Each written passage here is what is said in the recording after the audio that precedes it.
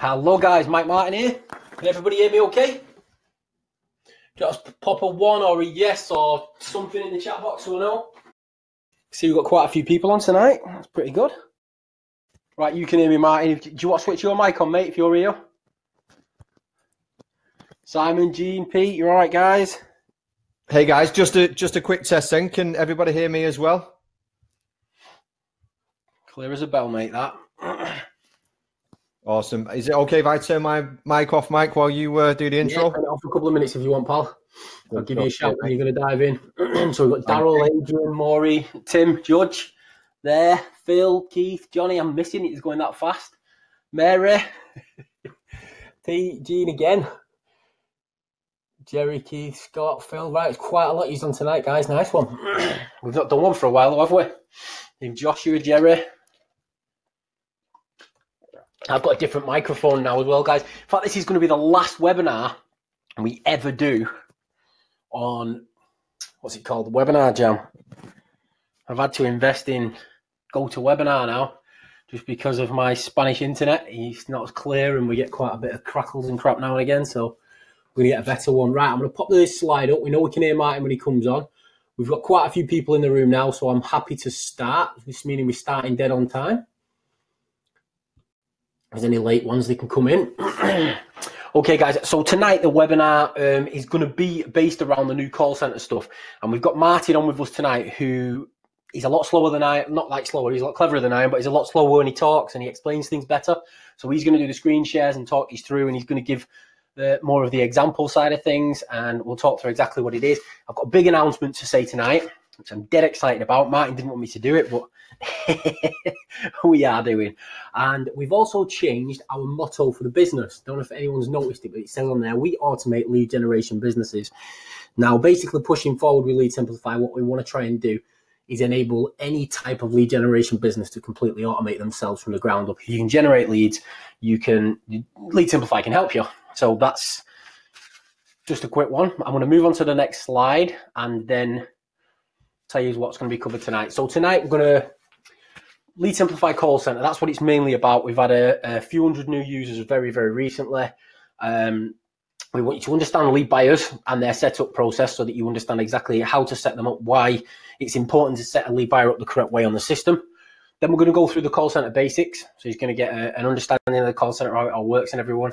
Then we're going to go through understanding lead buyer matching and obviously its potential to grow your business, and then complete business automation. And as you can see, I've put a little smiley face there because this is my bit. This is the bit that I've insisted on tonight. Martin did not want this because it's not yet ready, but few weeks.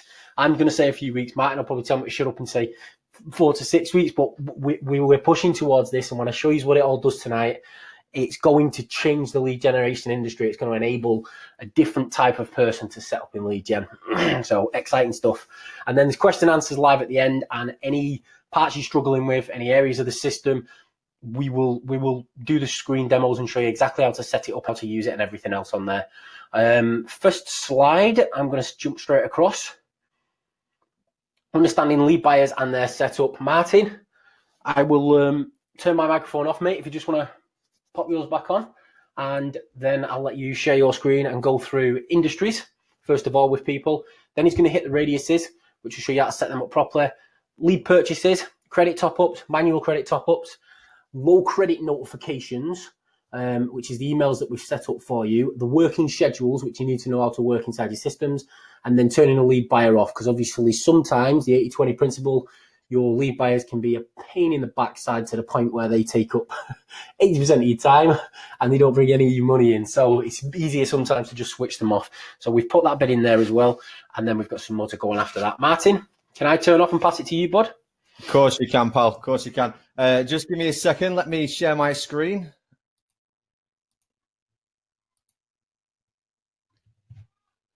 Okie dokie. Can everybody see my screen there? Just hit one if you can. Mike, can you see it as well? Turn my mic back on. Yeah, I can, mate. I can see it spot on. Yeah, inside Lead Simplify. Awesome. Okay, as Mike mentioned, we're going to run through some of the basics of Lead Simplify for some of you guys that are not completely familiar with the system.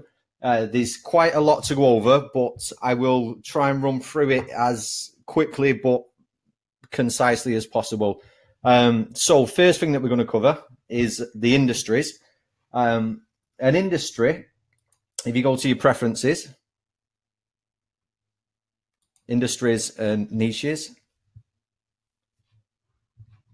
So effectively, in this test system that I've set up, we've got a couple of industries listed here already. So if you click Add New, you can create a new industry. So the cost, the title is the name that you choose for your industry. Description, you can put any sort of description in there for that industry that you like. The cost in credits per lead in this industry for lead buyers. So effectively what that is how much a lead buyer will pay for a lead in this industry. So that could be 1 credit or it could be 10 credits. The maximum number of times a lead can be purchased in that industry. So if you're doing something that's like home renovations, where some of the customers might expect kind of free quotes, you'd be okay to send that lead out to 3 people. Some other industries, you probably only want to send it out to 1 lead buyer, so that you'd set to 1. In the other things on there, will pay, installation ID, and PayPal payment email.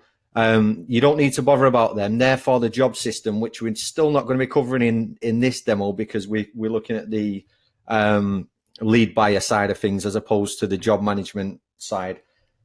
So we move over to some of the lead buyers and their radiuses. So if you go to leads,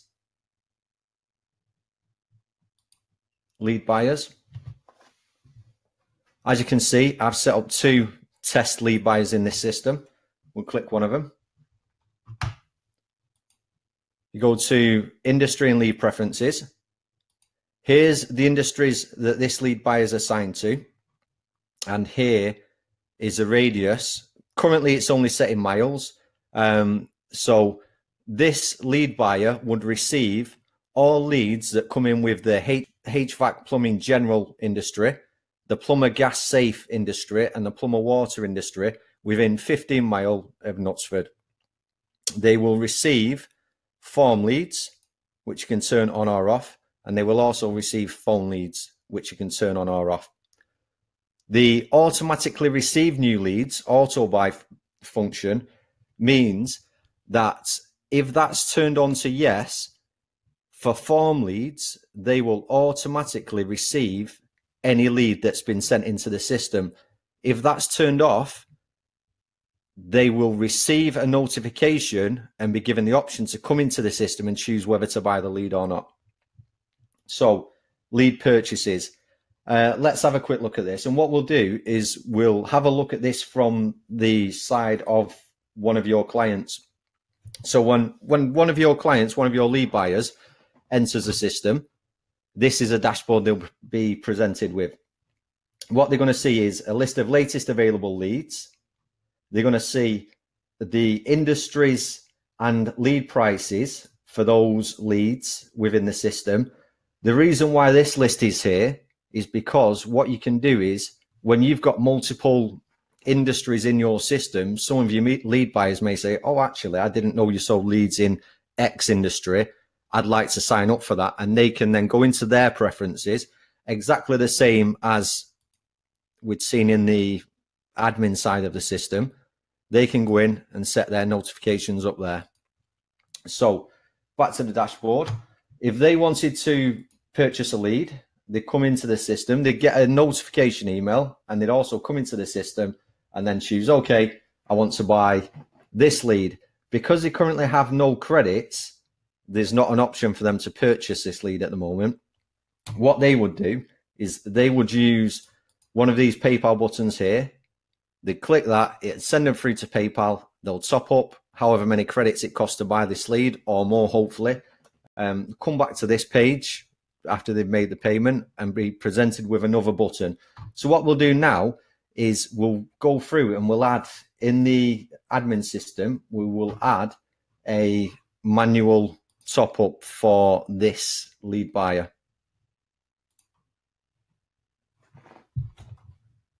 So we go to transactions. We'll click add new. Here's where when you're setting up a demo system and calling them test client 1 and test client 2, it gets a bit confused. I'm quite certain that was test client 1 that I was using there. So what we'll do is we'll say they paid 0 cash. Description, we'll put test. And the number of credits, we'll set that to 10. No, we won't. We'll set it to 5.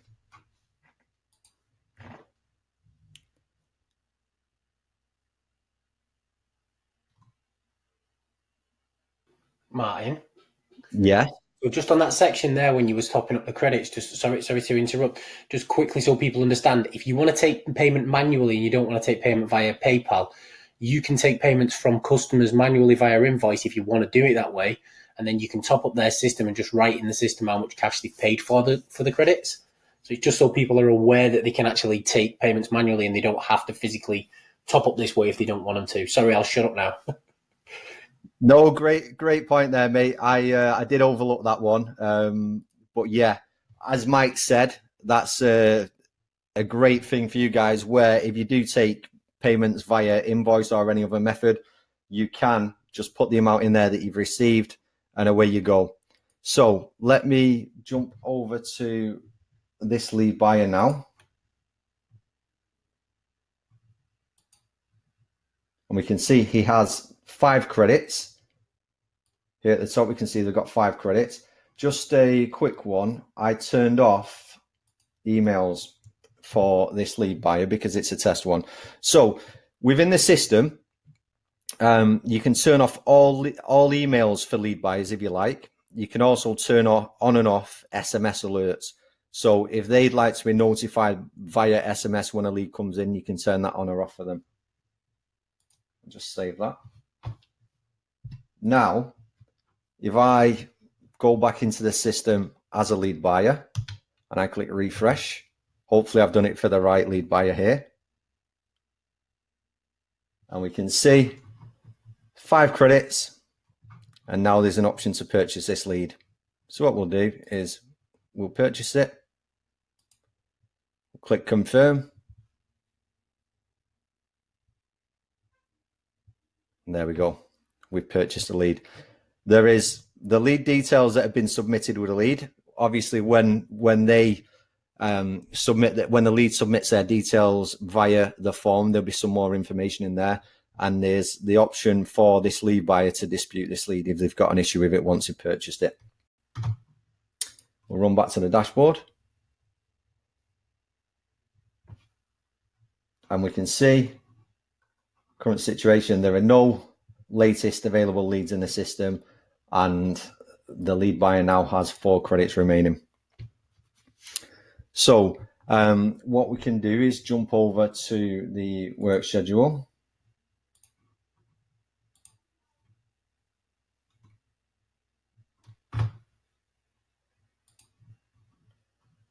This work schedule currently only works for phone calls, but there will be an option to turn the same schedule on and off for email leads as well.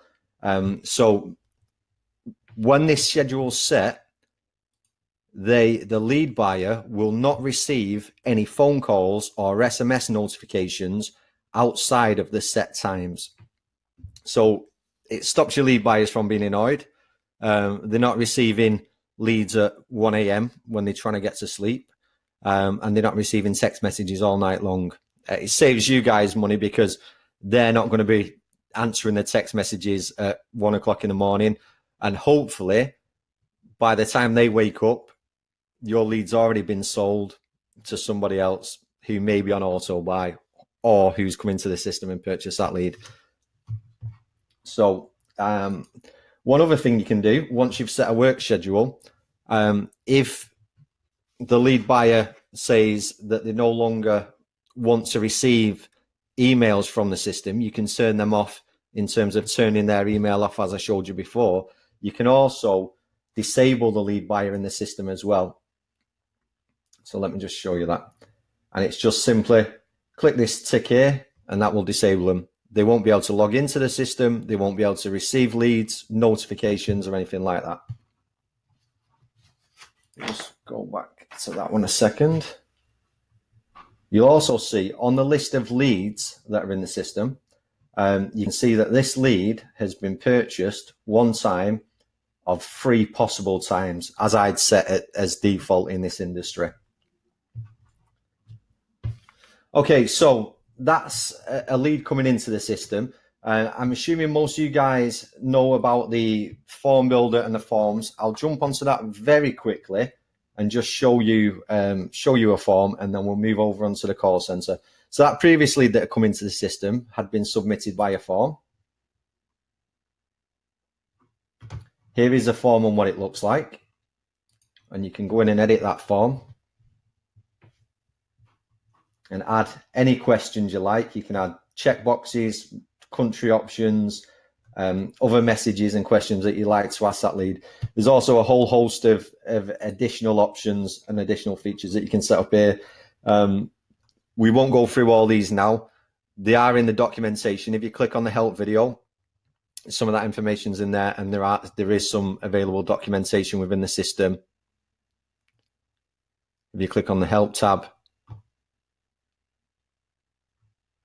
as you can see, there's loads of information there. So let's move on to the call center. I'll just quickly pop up the tab for the call center, mate, so you know what it is.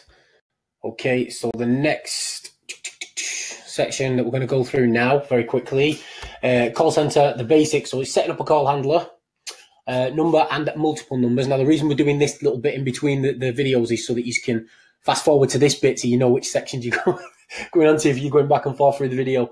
Lead buyer and multi-lead buyer setup, all matching lead buyer setup, and then some advanced features in a little more detail. And I'll pass that back to you now, Martin. Thank you, Mike. Okay, so what we're looking at here, I need to share my screen again, don't I? Cheers for taking over that one, Mike. There we go. Can everybody see the screen again?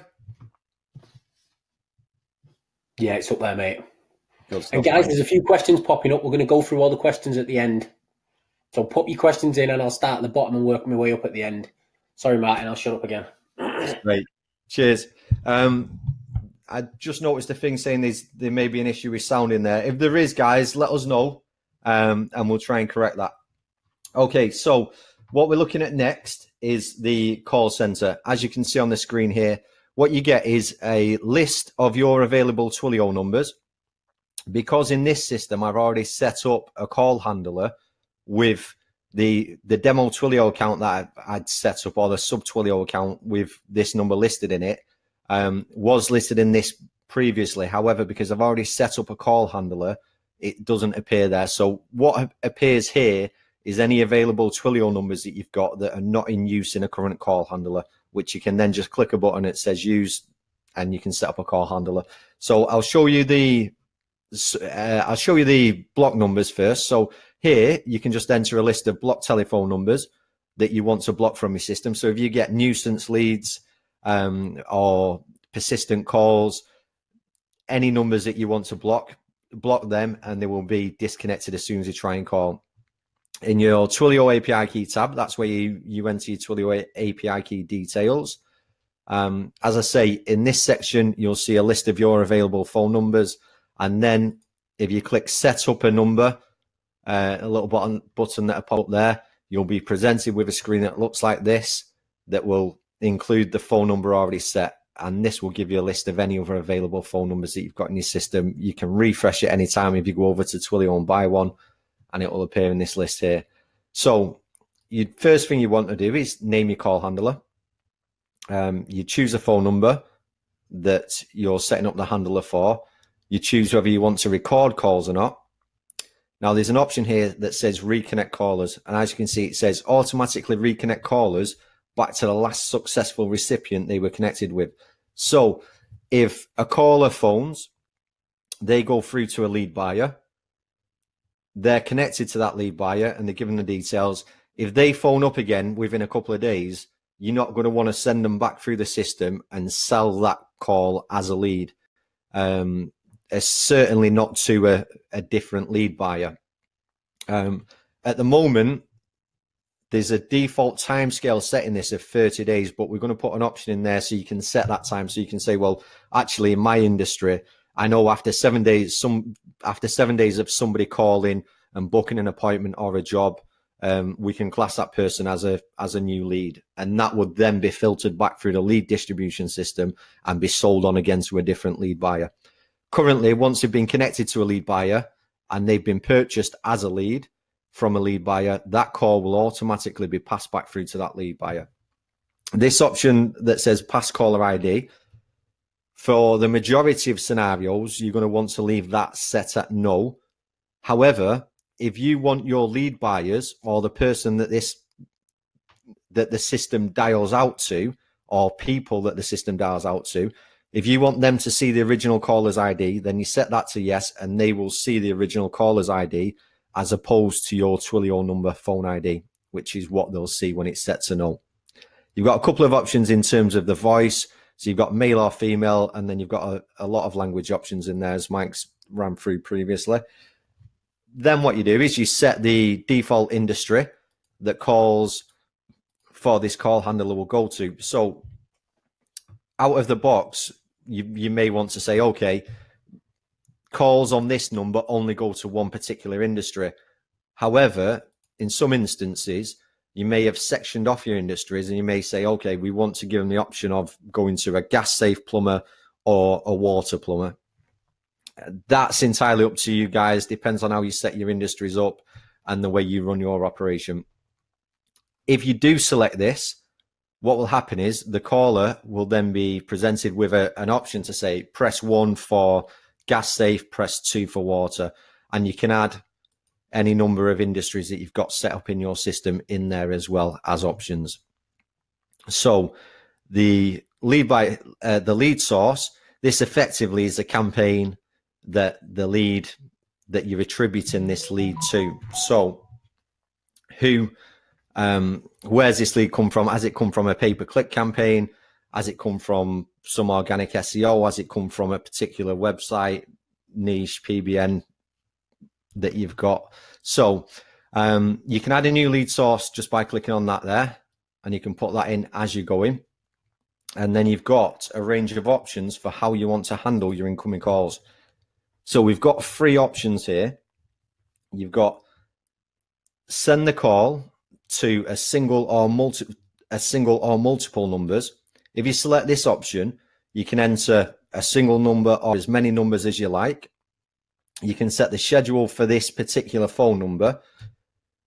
When you set this option, the caller doesn't go through the lead distribution system, and obviously there's no way of billing that automatically in Lead Simplify, because this would be somebody that you've not got set up as a lead buyer in your system. So for example, if you was just charging somebody per call and you wasn't using the Lead Simplify billing system, or they wasn't set up in Lead Simplify, you could simply enter their number and send any call that comes in to that number, count the number of calls from the call tracker and bill them on that. Fairly straightforward, the option there. The next option is forward the call to a single or multiple lead buyers.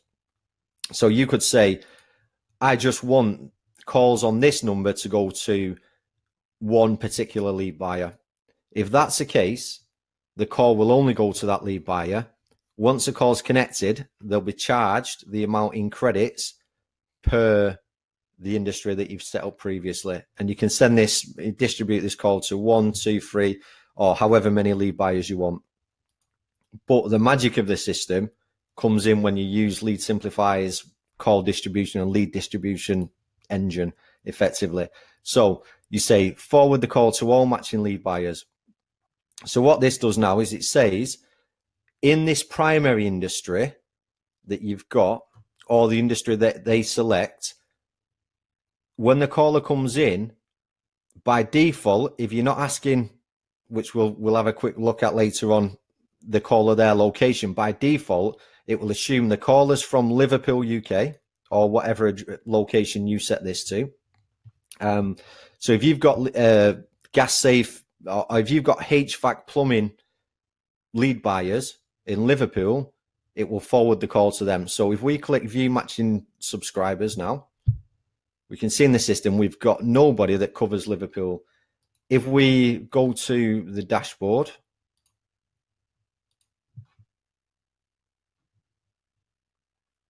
we can see what we've got in the system are 2 lead buyers set up. Here are the radiuses that they cover, and as we said with Liverpool, we've got nobody in there. But if we look into this, so we know Stockport's covered, we know Central Manchester's covered by both. So what we can do is we can go back and we can say, okay, let's change this to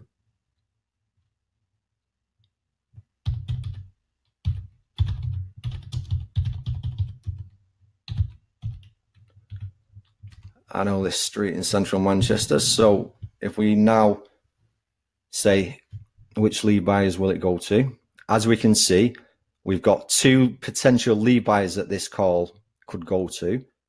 Both of them want to accept call leads.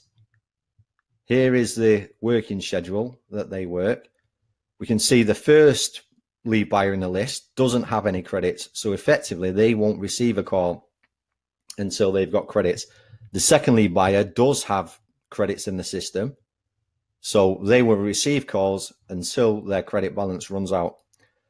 Now, when the credit balance runs out, what will happen is the call will be automatically forwarded to a voicemail that you set in here. If you don't set any voicemail in there, it will be forwarded to your default system email address. What's up next? So we've seen how the locations work. So what we'll do is we'll go set this back to Liverpool. Okay, so if we was to receive a call on this number now, what would happen is it would go to voicemail because we don't have any lead buyers in the system that cover Liverpool, UK for the HVAC, plumbing, general industry, or either of the 2 industries that we've got as an option for the caller. Now, if we had a backup telephone number set in here, what would happen is the call would first try and go to a lead buyer. If there are no matching lead buyers, it'll go to the backup destination. If it can't go to the backup destination, it will then go to a voicemail. You've got a call announcement message, which is the message that the caller hears when the phone first rings. You've got a call whisper message, which is a message that the lead buyer hears when they pick up the call. You've got an option to say, each time this number rings, do we send a balance alert out if lead buyers have got low credit? Do we require the lead buyer to press 1 to answer the call or to accept the call? And finally, should we ask the caller their location? So with this option turned on, by default, if the system can't understand what the person says when they enter their location, by default, it would assume that we're going to send all calls to Liverpool. However, if they type in a numerical zip code, or if they speak their location, so that could be you could ask them a full street address anywhere in the world. You could ask them to say their postcode. Now, with alphanumerical postcodes like the UK and Canada, on testing, about 90% of the time, it works spot on. From time to time, asking the alphanumerical postcode, it may mix up a G for a C, for example. So unfortunately, that's kind of the limitations of where speech recognition is at the moment, and it depends on background noise and a few different things like that. However, if you ask your lead buyer, if you're getting calls from a location that uses alphanumerical postcodes, then it would probably be more prudent to actually say, please state your full address, because any slight spelling errors will be automatically corrected by the system. So, for example, a postcode G14 may be read as C14, which would be incorrect. However, if you said Grosvenor Street, Manchester, M1 4TT, the system will actually auto-correct that address, because it will say we may have a slight issue in terms of spelling. The street name may be slightly wrong, but the postcode could be right. And what it'll do is it'll work out the best address. So it'll work out the most likely address. And on asking the full address is the most accurate. However, if you're in the States or any of the other countries that only use a numerical zip code system, the most accurate method is to ask them to type in their zip code on the keypad. So 12345, and that's the most accurate option. So hopefully that's explained exactly how that matching works, and what the best options are in terms of what you do there. Mike, do you want to give this number a call and give it a test, or? Yeah, man, I'll do that.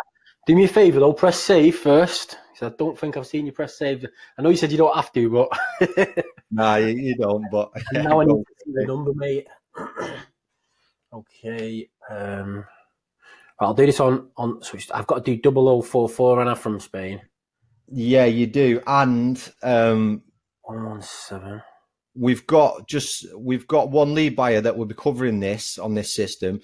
If you do, I tell you what, if you say Grosvenor Street, Manchester. No, mate, I'm going to check the postcode and see if it works. Okay, say M1, Mike 1, 7 Hotel Lima, but say it M1, 7 HL. Don't worry about it, mate. I want to do a different one. I want to test it. Right, wait, scroll. I can't see the number. Let me scroll up for you, pal. 7325, blah, blah, blah. 325 3241. Right, so I'll just ring that, yeah? Yeah, and hopefully... Going on loudspeaker. Thanks for calling the Plumb Center. Press 1 for plumber gas safe. Press 2 for plumber water. Plumber gas, I'll press number 1.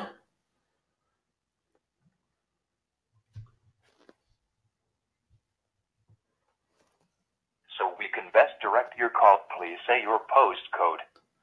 M24 1AH. Please leave your message after the beep. So that's gone straight to answer machine because there's no backup number. Yeah, it has. So try Grosvenor Street, Manchester. Well, it'll just go to answer machine, won't it? It shouldn't, I don't think, actually now, because what we've got is let me just double check which lead buyer we've got covering that area with credit.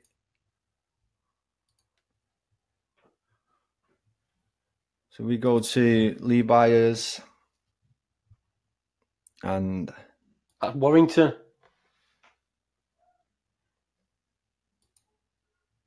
I'll just say W77AY. Yeah? WA16 7AY. Yeah, I can do that, yeah. Yeah, try that. I'll try the full address. Try speaking that address, or yeah, we'll give either one a try. Let's see. Right, I'm ringing it. What industry? Any? Gas safe. Thanks for calling the Plumb Center. Press 1 for plumber gas safe. Press 2 for plumber water. I don't remember the postcode. Can you see it? Yeah. So we can best direct your call, please say your postcode. WA16 7AY. Please leave your message after the beep. It always happens in testing, doesn't it? Why was that? Testing? It's when you're doing it live, isn't it? Go on, mate. Right, was that supposed to go to the answer machine or was supposed to go to the caller? I think that one had credit, so it should have gone through to the caller. That if you got it right, but let me just have a quick look at this. 1 second. What was it? WA 16 7AY.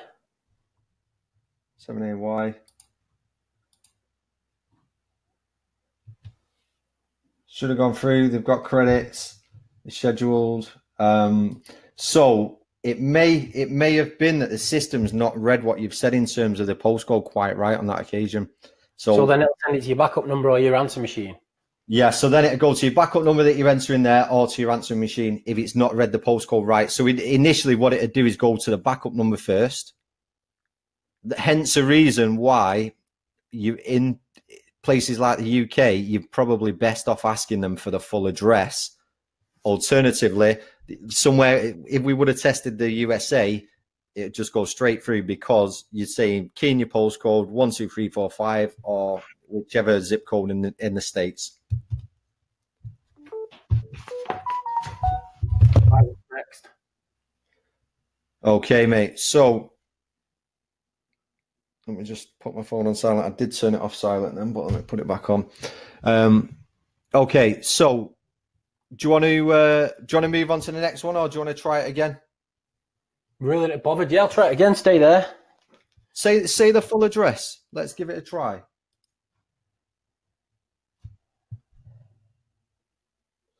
I can see Russell's put postcode confirmation in the chat, which would be a good idea. But 325 3241. Yeah. Yeah.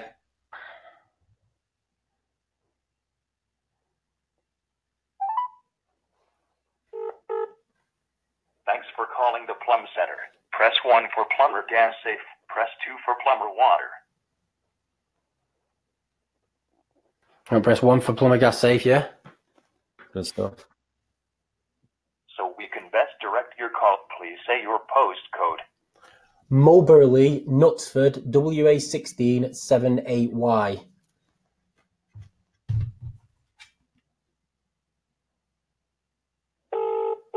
There you go, it's ringing you. So saying, Hey, what? Keep it ringing, mate. Let me answer it. That would have been really embarrassing, wouldn't it? I left to accept the call. Press 1. To reject, press any other key. So Connecting you to the caller.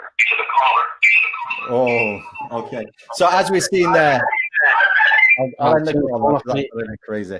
As we've seen there, as I've mentioned before, alphanumerical postcodes can be problematic. So in some occasions for UK, I'd probably suggest that you ask them to say the full address in the question when the call rings. So in the call handler. In the States, I'd definitely say, please enter your zip code or say your zip code. Saying your zip code, 12345, isn't really an issue. Keying in the zip code is even less of an issue. But I'd suggest that people in the UK actually say, please state your full address. And that way, you're capturing that information correctly, and it's going to auto-correct any potential mistakes. Okay, mate, do you want to take back over the screen and move on to the next one? Yeah, man. One sec. Right. Can you see? All right, so you've gone through most of the stuff on there, haven't you, at the minute? And then there was a few little bits that I wanted to touch on at the minute. So there's like dynamic lead distribution. So basically, the reason I wanted to touch on these bits is I just want to. Do you remember before when Martin's shown you his screen where you could see the maps? In fact, you want to pop that screen back up for Martin just so I can explain it to people what dynamic lead distribution is. Of course I can.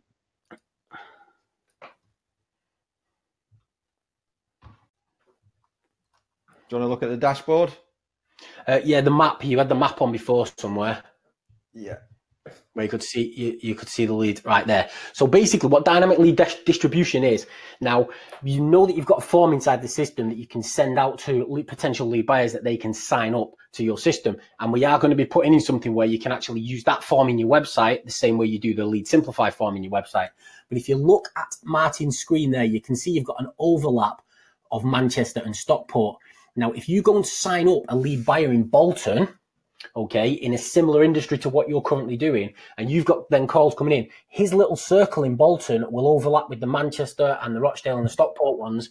And what will then happen is, if leads, wherever they're overlapped, the way the leads work is they dynamically connect to each person. So as your bank of lead buyers grows over a period of time, the amount of callers receiving leads in specific areas grows organically. So it kind of dynamically grows with your business over a period of time. And when I do the announcement in a minute, you're going to understand exactly why that is so important, because that's absolutely key to the plan of pushing this forward and getting it to the point of complete automation, which is what we're after.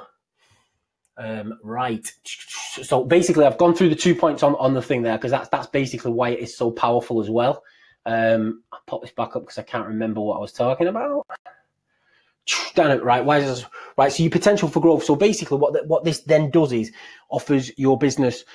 You can grow your business organically. So organically grow your business by passing the lead form out, or by having the sign up form on your website for your lead buyers. Because your lead buyers, as you've seen with the lead buyer system earlier, they join your system, they click on a button, they join your system, and then your system, they can then select what industries they want to come in, select the radiuses. If one of them's going on holiday for a week and he wants to carry on working because he can't bother sitting with his missus for a week or whatever, he can go and do locksmith work or plumbing work in whatever area he's going on a holiday for a week, and then remove it, and it'll change dynamically in your system. So he receives leads up and down the country, absolutely everywhere. So for organic growth for this type of business, this stops you. What a lot of people are doing is they're going after, what's it called? Where they charge, say, a few £100 a month or a few $100 a month, and they send all of their leads to one particular place. Now, this is leaving a heck of a lot of money on the table, and this is the reason Google and other businesses like that are in lead generation follow the cost per lead basis. There's a heck of a lot more money involved on a cost per lead basis. And once you start to grow your system organically the way it can be grown, you're going to see a heck of a lot more money coming into you from your lead generation efforts. Okay, let me flick to the next thing. Okay, right. This is where I'm going to start on the announcement now, guys. So most of us here are lead generators. Okay, most of us work, we can build websites and we can rank them, and we can get the phone ringing. Okay, we can build GMBs, or we know where to buy the cheapest GMBs, we get them ranked, and we get the phone ringing, we get the forms being completed. We can rank videos, we can get them at the top of YouTube, we can put them to the top of Google. Like when you do a launch, you see all the videos at the top of Google within a few hours. Pay-per-click expert, so we can probably save 60-70% on what a normal person can when they're doing it for their businesses. And then there's offline advertising experts as well. So this is where we kind of excel as lead generators. This is where I'm really good at the website side of things and ranking websites, and so some of our other users excel in GMBs and stuff like that. Now, what happens is, though, it then gets to the point where you need a very, very, very good salesman to be able to sell the leads for your business. Because if you can't sell them leads, what's the point in having a phone ringing? What's the point in having forms being filled in and all the rest of it? So the next step in the system where we're going next with Lead Simplify, lead buyers will start buying all your leads on complete autopilot.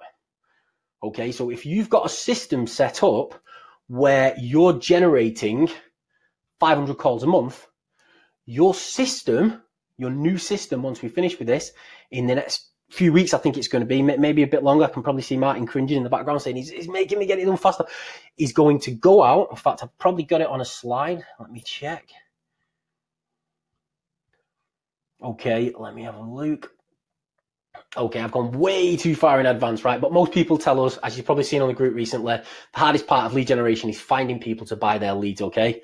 We all dislike cold calling. We hate rejection on the phone. This is the bit that does most people's heads in. They can't. They phone up 10, 15, 20 different lead buyers in a location, and what happens is they get depressed, you get sick of being sweared at, you get sick of people putting the phone down on you, and once you do get somebody that's willing to listen, it's almost impossible to prove the value of your leads to sell them, because you're not turning around and you can't really hit them with an emotional trigger that says, oh, this is going to make your wife happy, it's going to make your kids happy, it's going to put your kids through college. You can't say all that with this. There's no real emotional attachment to it. So it's very difficult to prove the worth of the lead. And that's why most businesses just don't listen. They just don't listen. And if you do get one that does, you've got to prove the lead worth, and it's almost impossible. So what our system is going to be able to do for you very, very soon, it's going to be find potential lead buyers for you. So literally you set your system up and your phone starts to ring. The system is going to go out all by itself, and it's going to find lead buyers for you, okay? Now, it's going to force those lead buyers to listen to what you have to say. I can't go into too much detail about this. And then it's going to prove the value of your leads to them, okay? Then Once it's proved the value of the leads to those people, it's then going to get those people to sign up to your system for you. Right now, in very few cases, there may be a bit of manual intervention when you're trying to get them signed up. But in most cases, businesses that need money, want leads, and want to progress, this is going to enable you to sign. It's going to actually sign up the lead buyers for you, and then it's going to sell all your future leads for you on complete autopilot. And it's going to chase them up to keep the credits topped up inside the system. So pretty much, right, what's going to happen with Lead Simplify is you're going to have a system that enables you to be a lead generator. And the way we looked at this is what we did is we looked at about 80% of the people that we deal with, and 80% of the people we deal with tend to be the type of guys who want to build a website, they want to do the testing, they want to do all the back-end SEO. They don't want to get on the phone. They're not salesmen. And previously in the lead generation industry, salesmen have been the best people to pick up the phone and say, blah, blah, blah, I'll speak to 300 people today and I'll get 3 new lead buyers on my system, and that's it. So they've kind of been the leaders in this industry. And what we're going to be able to do, and don't worry, it's going to be its first launch, as we do with all our products, is this is going to be progressed over a period of time. It's going to get better and better and better. But from day one, it's going to do a lot of this stuff very, very well. So the people who like to sit behind a computer, who like to do the SEO, who like to do the testing, who like to actually not run around talking to people all day, trying to prove their worth, and don't sit ringing hundreds of people all day, those people are going to be the ones that are going to end up running the lead generation businesses. They're going to be the ones that end up with the big profitable businesses. And if you get this right and you do it right and you concentrate on actually lead conversion and lead quality, as opposed to just trying to get anyone to buy your leads, then your system and your business is going to grow very, very, very fast. Okay, so this is what we're trying to do with it, and this is where we're going in the next few weeks, and this is all going to start kicking off really, really fast once it gets to where it's going, and I'm super, super excited. That's why I'm telling you guys about it tonight. Martin still wanted to keep this a secret, but it's something that we've been thinking about and working towards for a long time. Those who joined me over 18 months ago when this system first went live, this is where we had the plans to go, and we're not that far away from it now. It's really, really getting close to it. So that's the announcement. That's where we're going to be. I'm going to move it over to questions and answers now. Also, whilst we're on, we are running a special offer on Lead Simplify at the minute. So what I am going to do is pop that up in the question area. I don't know if everyone can see that, but there has been a special offer on at the minute. Basically, but what we want to do now is run through the questions and answers. So I've popped the questions and answers live bit up. It tells you the different sections of the system. So we have a call center in there, which is what we've gone through tonight. That's the area we've been on. We have a lead buyer system in there, which we touched on a little bit at the beginning, and we've gone through some of that. We also have a job management system inside there, which runs one of my 70 grand a month businesses. And I have staff that answer the phones and pass it on to subcontractors. We've got over 700 subcontractors in the UK through that job management system. That was the first system we ever built. We've got a prepaid top-up system in there, which we've gone through a little bit tonight, and integrated email and SMS systems in there for you keeping in contact with all your customers. I'm going to scroll to the bottom and start whipping up, going through the questions. I'll read them out loud. If Martin's the best person to answer them, I'll let them. If I'm the best person to answer them, I'll just scroll on and keep going with the questions. Anyone's got questions, pop them in the comments at the top now, and I'll work my way up to it, and then we'll stay on until everybody's happy and has seen the demos that they want to see, and everybody knows everything they want to know. So, right, sorry, just arrived, wasn't clear. No, is this page right? Tina Rawlings asked, is the page mobile optimized? I did answer that before, but yeah, the full system can be worked straight from your mobile phone. You can run your business from your mobile phone. The only thing you can't do in the system on your mobile is build the forms. You have to use the desktop to build the forms. For the form builders, not mobile optimized. We just couldn't get it to work right. But everything else in the whole system is completely mobile optimized. So you'd probably have to get on your iPad or on your laptop if you wanted to build new forms. But everything else, mobile optimized. Right, can I track who added this lead buyers to the system and pay out a commission? Yes, you can. That's your lead source, which Martin went through before, and you set that on an individual form basis. So if you give somebody their own form, or you give somebody their own phone numbers and stuff like that, you can give it a lead source, and then you can go into the system, click on reports, and just pull up the report of everything that's come through that lead source and pay them a commission on that. Reggie Jackson asked about Stripe. Stripe's the next payment system we're going to be looking at, Reggie. But what we're doing at the minute, pal, is we're concentrating on complete business automation. This is the reason at the beginning when I went onto our new motto, our new thing, we automate lead generation businesses.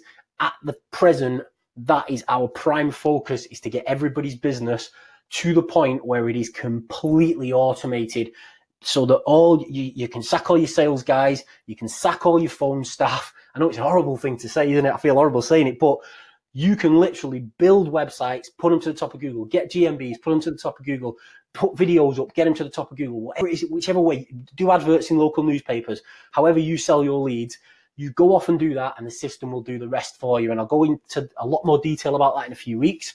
But yes, Stripe is coming. When it might be, it could be 3-4 months down the line, mate. We have got to concentrate on the automation side of things first. And then as soon as that's done, we will start looking at other payment systems and gateways and that. You can integrate everything with Zapier. So the full system integrates with Zapier and everything to do with Zapier. But I don't think the automated payment system, I think we've got to actually build that in properly. Right. Does the person... What? Sorry, mate. Can I just jump in there 1 second? Yeah, man. Okay, so with regard to the Stripe thing, we're also potentially looking at an option of taking payments over the phone via Stripe as well for your lead buyers, so they can just dial in the system. They don't even have to go online. They can dial in, put the details in over the phone via Twilio, and Twilio does an integration with Stripe and a few other things. And the Zapier option, you could effectively, with Zapier, connect to any shopping cart you liked and have that automated. However, there's just one slight bit of work we've got to do on that, which will be coming over the next couple of weeks as well. So that was just finishing off a couple of little bits on that point there, really. Kept them secret from me, didn't you? So I didn't mind to get them done quick. I didn't even know about it, guys. I don't know how to go here yet for announcing this when I didn't want to yet. So we'll get off here. I'm going to get some shit. Right. Does the person requesting work have the ability to upload a picture of work they want done? They don't, do they, Martin? Not at the moment, but that's something that the amount of features that we're working on at the moment, it's something that's on the list. They don't have the ability to upload attachments to the forms yet, but it's something we can look at getting in quite soon as well. Right, cool. Someone else has put, can this be used to work with CPA offers? In terms of CPA offers, you'd have to play around with it, wouldn't you? It's not designed for... We are totally looking at lead generation here. Yeah, I mean, you potentially can. I mean, the system can be configured in loads of different ways, but yeah, it's not really designed for that necessarily. We have got one client, and I don't know what his results have been like, so I probably shouldn't mention it, but what he's been doing is inside the back end of the form, there's a thing what passes the information across, and what he's been doing is passing the information from either from his lead simplify form to his CPA form or the other way round. Because what happens is when you've got a CPA thing, you don't get the lead buyer's information. And what he's been doing is, I'll have to speak to him tomorrow, but he's either been doing it where he gets them to fill in the lead simplify form and then the lead simplify form passes it, or vice versa. He's got a section in the back where he can pass the information via the URL. And what it does is he gets the CPA form filled in. No, it must be the thingy form, and it passes the information. But I'll have to have a look into it. I'll speak to him tomorrow to see what's getting me that. Sorry, mate. So what he does then is has that person filling out his lead simplify form, then uses either Zapier or the repost feature to repost it to the CPA form. Repost feature in the back of the form. Yeah, that's what he's using, the repost feature. I don't know how accurate or thingy, what details he's getting, but he was talking to me about it for ages, and then he said he's got it working. So I'll have a chat with him. If I can get hold of him tomorrow, I'll have a chat with him and I'll post on the group and let people know if he doesn't mind me sharing. Right. When a buyer receives an SMS notification and is on auto buy, do they have to log into the platform to get the lead details, or is the information sent via SMS? I don't know. Martin? When a buyer receives an SMS notification, he's on auto buy. No, they don't get the details via SMS. They get the full lead. They get the majority of the lead details once they're on auto buy via email, but they would then have to log into the system to receive the rest of the information. Now, great idea what Peter said there. Send the full information via SMS. Couple of slight issues there. Again, when we do introduce form attachments, they're not going to receive those. And also, potentially, you want people logging into your system as much as possible. So give them a notification, let them get into the system. It's a good idea, and it's something that we'll potentially look at doing. The other thing with that is as well is if somebody fills out 1,000 words in a requirement that you put on a form, you're going to get a 1,000-word long SMS. About 20 SMSs for one. Yeah, so it's problematic, but we can look at that. I'll make a note of it. It could be problematic, but a good idea. And yeah, if it's something that a lot of people are asking for, again, post in a group and let us know what you want. And if enough people ask for it, it'll get put to the top of the queue. Yeah, get that put on the poll. I mean, I'm going to be putting to the poll in a minute about that SMS top-up thing because that's cool. But anyway, right, question. Do we have to use different numbers for the same niche based on marketing type, PPC, Facebook, etc.? No, Joshua, you don't. We've just gone through that. You can now have press 1, press 2, press 3, and it will go to the right lead buyer in the industry. You don't have to ask them their location. If you've got a specific phone number that's based in a specific location, you don't have to actually ask the location. You can just say press 1 for plumbing, 2 for roofing, 3 for locksmiths. They press 3, and the number has already got a location, so it'll just automatically ring all of the plumbers, all of the roofers, all of the locksmiths in that location. So you can actually have 15 different locations, but you're probably going to lose a lot of customers because they're going to be saying 1, 2, 3, 4, 5. So what you want to do is probably keep that down to about 3 or 4 industries. So it's short enough to not have drop off on the calls, because obviously you can imagine they would drop off if you had too many industries, and for the cost of a $1 a month for the phone number, you're probably best keeping it to 3 or 4. Can you get the voice recognition to? Sorry, Mike. Before you do that next one, sorry for butting in, mate. There's one I think we've skipped over a couple of questions down from Russell. How are you dealing with robocalls? Yeah.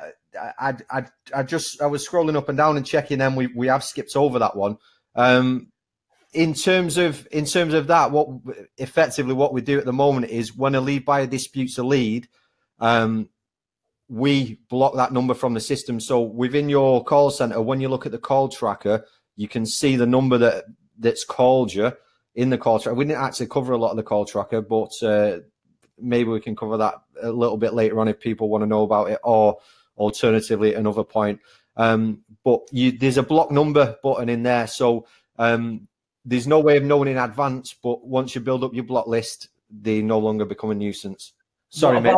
What about press number 1? If you have it set to say press number 1 to accept the call, will that get rid of all robocalls? It would, but again, we're already asking the callers a number of questions, and that may put people off. It may not. But so it goes through to the lead buyer, and the lead buyer picks up the phone and it says, "You've got a call from ABC Leads. Press 1 to accept it." That'll get rid of all robocalls, will it not? No, not that are calling into your number. Well, they can't press 1. The actual caller that's calling in. Yeah, so the caller calls in, right? Then it goes off to the lead buyer. Ah, shit! Right, all right, ignore me. With regards, that's if you're asking them, like say your location, then a robocall is going to get put off. But what it's going to do then, it's going to default to all the default stuff you've got in the call handler. So the default location and the default industry. So it will go through to the lead buyers. So unfortunately, there's not a lot of way of knowing in advance who these robocalls are coming from, and so you put the numbers in. However, I think there are a couple of services out there where you can get lists of numbers that you should block. So maybe that's something to look into. Adam, in the call center, the box there where you can put a block number in, you can paste, a huge block of comma separated numbers in there. If you copy and paste a load of comma separated numbers in, press save, it'll save all those numbers for you. So you don't have to put them in one by one. Now I've realised I feel like an idiot because I've just realised how wrong I was. I was doing it completely wrong. When the press 1 means that it's the real person answering, doesn't it? That's the to stop answer machines answering the calls from the side of the lead buyer.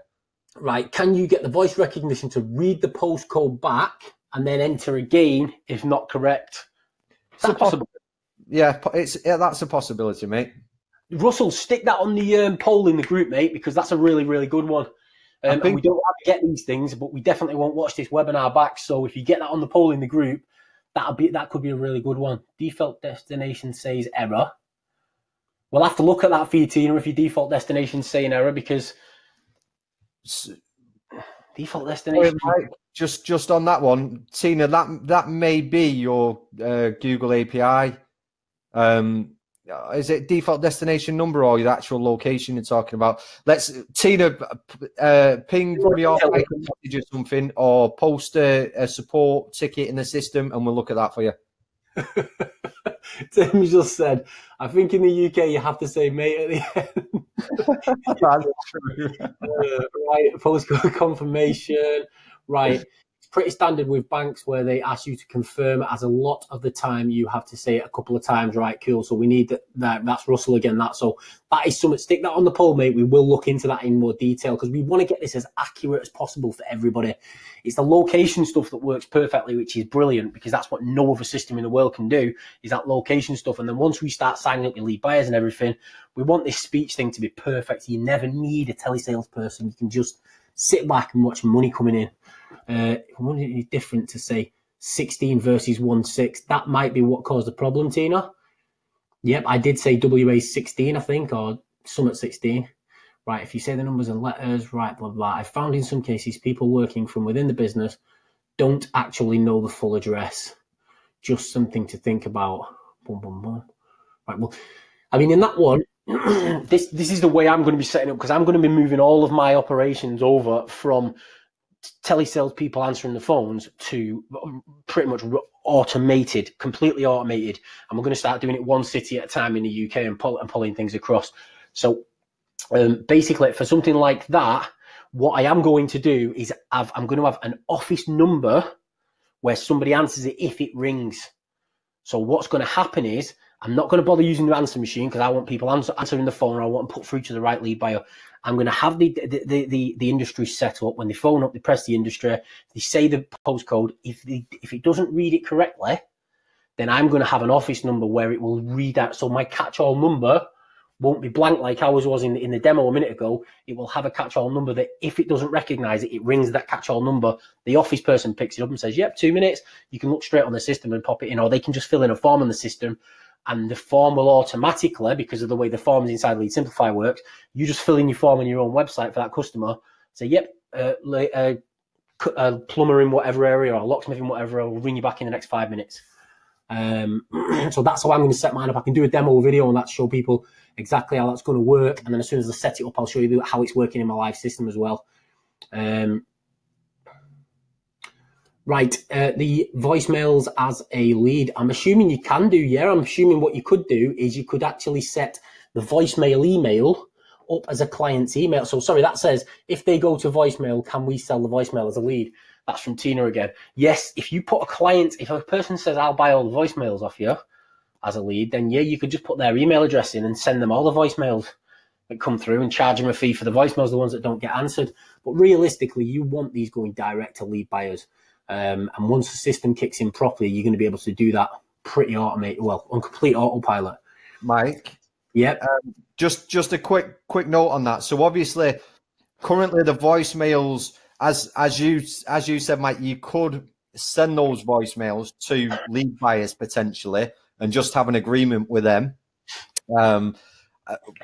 Currently, if you don't put any email address in there, those voicemails would go to directly into your system. So in terms of reselling those voicemails that come in, my current recommendation on that would be you listen to the voicemail, potentially phone the client back and get the information, and type the information out as Mike said before, with what some of the other staff do currently, is when they answer a call is just fill out a form and post it into Lead Simplify as a job via the form.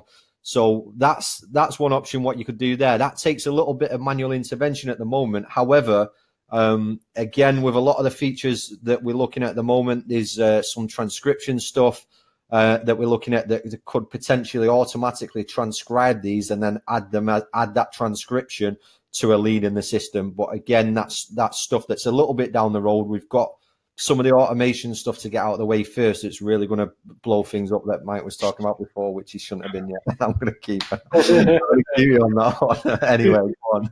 To prospect a lead buyer, you should send them a call whisper saying free lead. That's a great idea, Maury. That's exactly how my business is doing it. We get in touch with people and give free leads away. Now, the great thing about Lead Simplify, so Maury's put to prospect a lead buyer, you should send them a call whisper saying free lead from Lead Simplify. Do that a few times and then phone them up until the automation comes in. That is exactly what we're doing.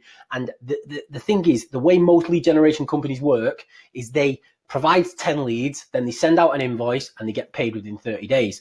With our system, it's a prepay system. So even if you give them 10 free leads, then they top up at the end of the month for 10 leads. You're still in exactly the same position you would be if you'd talked to them into buying leads off you and then you sent them an invoice. The thing is, you've given the first 10 away, but they've got to pay for the next 10 up front anyway. So it actually works out exactly the same. It's just here and there, really. If you're selling good, decent leads, then them clients are going to be with you for a long time. If you're selling crap, then giving free leads away is not a good idea because you're never going to get anywhere. So the thing is just concentrate on lead value.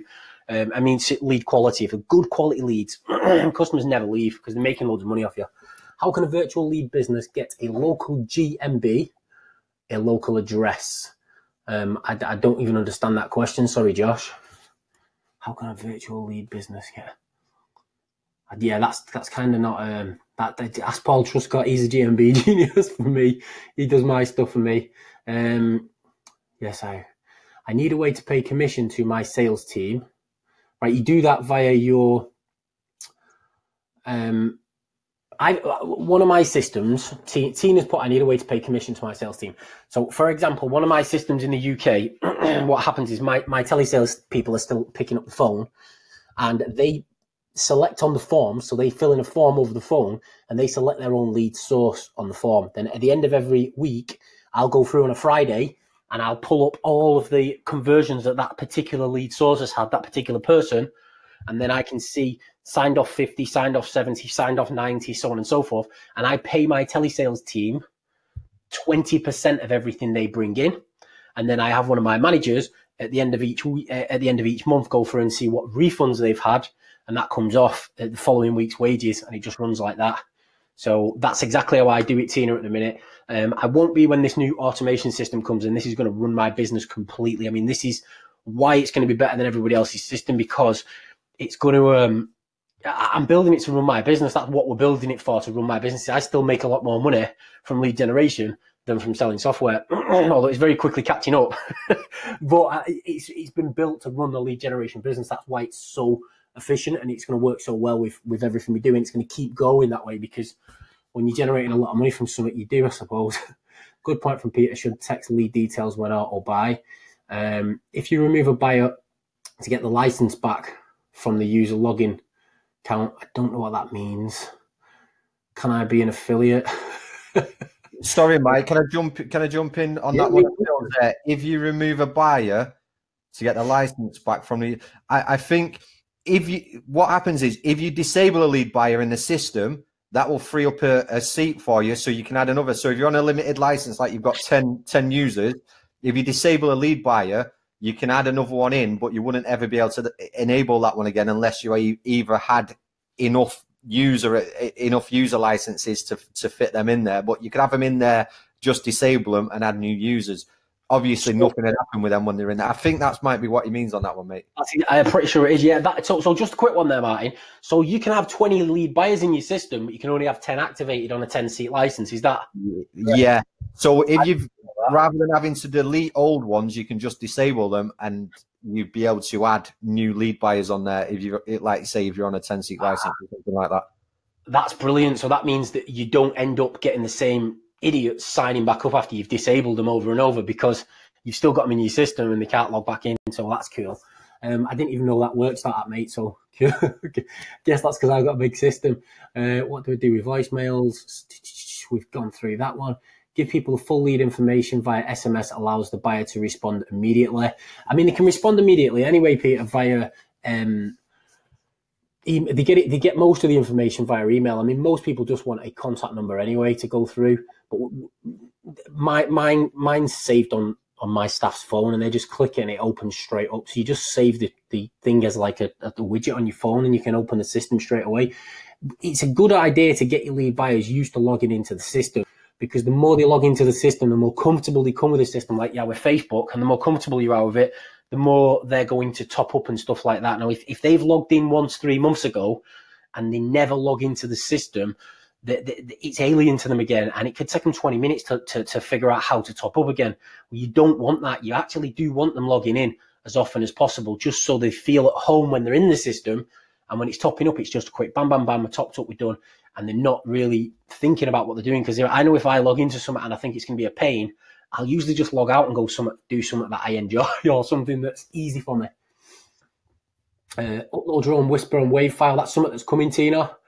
You're on working on that, aren't you, Martin, with a MP3 or 4, is it? Yeah, you'll be able to upload an MP3. Alternatively, you'll be able to click a button in the system. It'll call you back, and you can just record your own recordings. Anywhere there's a text prompt, that'll be enabled. Like I say, again, there's some more pressing stuff that we're working on first, but once that stuff's out of the way, then it'll be all the icing on the cake, stuff like that. Rob's asked about annual and lifetime deals. I think we did an annual deal a while back, Rob. If you message me on Facebook, I'll see if I can find it for you, but I don't know if it's still live or not. If it is, I can send it across to you if we've not deleted the page yet. We definitely not get any lifetime deals. We never have had on Lead Simplify, because every account costs us money. Because if you don't want to put your own API keys in and stuff like that, then we provide all of that for people, and the SMTP server for your email and your for your emails. Is it SMTP? Yeah, so for your emails and stuff like that. So we don't do lifetime licenses, because we don't want to be one of them people that sells a lifetime license and then we can't hold up our end of the deal in 3, 4, 5 years time. So we've just never done a lifetime license for it, and I don't think we've got a plan to do a lifetime, mate. But there will be annual ones kicking around somewhere if you want to message me. I run PPC offers to CPA networks. Since what I'm doing is lead gen, that's why I was wondering if this could get bleed and send it to the client, get the lead and send it to the client. Yeah, that's exactly what it can do, mate. If you're getting forms filled in, Ben, you fill your form in and it will go out to every single matching lead buyer, whether they cover the whole country. You can set them up as covering the whole country for a lead, or a whole state, or you can have them set up just covering a specific location. Now, we've done it the way we've done it, so you can have local businesses dynamically crossing each other's paths. But yes, that will work. If you're just getting the form filled in and you're passing the information on, then yeah, that'll work for your PPC campaigns on Lead. I've actually got videos somewhere that shows you exactly how one of our clients is doing it, just using the form inside the system. He's not even got a website set up, and he just does it right straight to the form, sends PPC to the form. The form distributes all his leads. He's not even got a website, and he's running and making money straight from the form on the system. Is there a risk of backlash from Google if you block them? I don't think so. I don't quite understand that question. I don't think. Sorry, unless you want to give us a bit more detail above. Have a link, or would you contact my via message? Okay, Peter's just said he's going to send me a message via thing, so it's a private message anyway. Tomorrow, right? Yep, that's cool. Anyone who wants to reject robocalls, contact me on Facebook. That's Daryl Ledyard who's just said that. Very, very knowledgeable guy, does a lot of testing, come up with some great ideas for some of my other softwares. Very trustworthy person. So Daryl Ledyard is on our Facebook group. If anyone wants to block robocalls, give him a shout. And if he wants to show me how that's done, I'll probably put it in the system somehow. I'm confused. I thought this was for the plugin I just bought. It seems we are discussing something else. Yes, Ben, this is for Lead Simplify. If you've just purchased a plugin, we've sold, I think you're talking about the MPP plugin. That will have a webinar sometime next week for that, because there's loads and loads of people just bought into the plugin recently. We've had about 80 or 90 new buyers in the last few days. So as soon as that calms down, we'll arrange a webinar for all you new guys. But if you're on the Magic Page plugin, if you go to magicpageplugin.com/training, there's a lot of training videos. Or if you go to webinars, but with a Z instead of an S at the end, .net, there's a load more training there. Or message me on the Facebook group if you're struggling with anything at all, and we'll jump on Skype and I'll help you. Yep, there's a list blocking service. Okay, it's in there. Martin went through that at the beginning. Just a new lead via long image. Quick comment with banks. And calls. Oh, yes, sorry, Maury. Yeah, we didn't mention that in the thing. Can the calls from leads to lead buyers be recorded for quality control? The calls from leads to lead buyers are recorded if you switch on call recording in the system. The tab that Martin did very early on, where he's showing you at the beginning, you just flick it on, that will record all calls coming into that particular number. Now, it's a good idea to let people know that the calls are recorded, because I think there's some sort of legal, whatever it is in there. And what my guys do is if they're taking card payments over the phone, they actually transfer them to a different line. We never used to have to do that because we never recorded calls before, but now we've started to record them.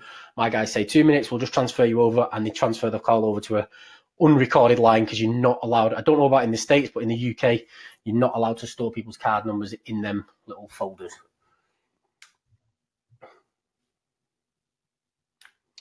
Right, will there be a replay? I'm at work now. There will be a replay, Lenny, definitely, because I'll share it. 10 logins if we purchase and need to upgrade later on. Will there be special discount for us early adopters? Jesse, yes, you can upgrade. The next level at the minute is you can actually get up to 200 logins. I think there's a special kicking around somewhere with 200 logins, but that's $97 a month. Alternatively, you would pay on a per user basis per month. If you needed to upgrade by a couple. I'm not 100% sure on the prices with that, but I can find that out and share it in a group tomorrow. Right, Maynard's asked, does the system find the leads as well? It doesn't find the leads as well, no. This is for lead generation companies to automate the process. You generate your own leads via GMBs or websites or advertising or videos or however it is that you do it. Someone's saying hairdressers looking to sharpen. Okay. Is there a way to use Lead Simplify to cut down on the amount of spam calls the business owners get? Yeah, like Martin said, you can block a number. So you've got a button that you just press a button and it blocks that number. So basically, if you get a number that phones up and it is spam, you can listen to the recorded calls. As soon as you hear that it's a telephone company phoning up, you can block that number. I'm not sure if a withheld number can be blocked from the system or not. I don't know if we can set something in there that would just block all withheld numbers. But other than that, you can block specific numbers already. The pay-as-you-go, if they haven't opted for auto buy, the leads could die. Spoke to Martin about, if possible, cutting off at voicemail and then SMS the clients to fill in a form for the next person to reach them ASAP. I don't know if that's possible. It's definitely not possible at the minute, Russell. But when the new automation system comes in, if they've got no credits, they will receive a notification to tell them, and then the lead would be available inside the system, so they can still purchase the lead inside the system. But once the system is working, how we're going to have it working in the next 4 to 6 weeks, you will then be able to, if you've not got lead buyers, the system will sort it out for you. Right, is there a way to use Lead Simplify to cut down the amount of spam? Oh, I've already answered that one. Can I include the call recording with the lead in the login so the owner can see how the calls are handled? Do you know the answer to that one, Martin? Can I include the call recording with the lead in the login? Okay, so at the moment, it's something that I did skip over before, but at the moment, what happens is when your call got sent through to me, what happened was it added that as a lead in the system, as a phone lead in the system, and then the lead buyer can see the details of that call and when it was. At the moment, the lead buyer doesn't get the recording for that. You get the recording as a system administrator. However, yeah, it's a good idea. It doesn't currently doesn't happen, but it's something we can maybe do fairly quickly. Is if the call's been recorded, attach that to the lead in the system. At the moment, they get a list of leads that they purchase, whether it be form leads or phone leads. And if it's a phone lead, it just lists that as a phone lead, and they can click on it and view the details, view the location. But yeah, good idea. We currently don't do that, but it's something, again, I'm going to make a note of. I would ask all these, I mean, although I am just making a quick note of that now, all these feature requests put them in the Facebook group. Mike, I'm assuming most of these guys are in the Facebook group, but if you want to either tell them the name of the group or put a link on in the chat somewhere so they can all get on there. Mike's put a poll up in the group. Post it in the group, and it's just the best way for us to get this information. It's just the best way for us to get a feel of what features people want and what's the most important for us to work on. So if you guys do that, that'd be great for us, and that's a way that you guys can help us build this to how you want it. I'm just putting a Facebook lead in the link in the comments now. Awesome. Just one sec. Right, there was a good one from Daryl, and now I've moved Dubcast. Right, can you make the lead buyer's sign-up form be discrete from other types of industries? Yes, Daryl, you can actually hide the industries inside of your system. So when you create an industry, there's a little tab at the bottom when you create a new industry, and it says make this industry hidden or not hidden. So what would then happen is if you create a lot of hidden industries, your lead buyers can sign up, and you can then go in and choose what lead industries they're allowed to be in, because they can't actually see the industries because you've made them private. So you can have public and private industries. So yes, you can already do that. It's already in there. CNAME, private domains, like label forms. Much further down the line, that mate, it's something we're looking at, but we're looking at complete rebuild of the whole system from the ground up eventually with all sorts of other crazy stuff coming in. But at the minute, we want to get the automation. Once the automation's right, then we'll start looking forward to everything else that people need, because we're not the guys that are making all this happen. Our users are making this happen. We're basically relying on everybody who runs and works in lead generation to say, this is what we want, this is what we need, and we're going to go off and try and make as much as we possibly can happen so the system does everything that's needed. If it's possible, obviously, it can't make you fly and stuff like that, but anything that's possible, it's not always just going to happen next week, but we are going to try and make this so that it does absolutely everything that's needed. And the biggest problem was the automation, so it took us a long time to figure that out, and I'm pretty sure I think people are just going to love that. When that goes live, it's going to be brilliant. Right, say I wanted to dispute free leads in mass, like free leads to get people on board. As it starts right now, I'm guessing they'd have to take a seat, and that could scale on cost quite fast. At the minute, that would be, Russell, yes. We are looking at something where you can distribute free leads and it's not going to take up seats in your system, but at the minute, it would take up seats in your system, yes. Sweet. Sorry, Mike, can I just jump in on that one? Yeah, man.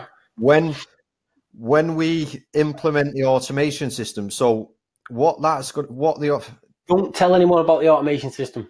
No. No. I want this on video. I know, but what I want to explain is that when that automation system goes out and gets new prospects for you, it doesn't automatically sign up the prospects on its own. So it doesn't take a seat up.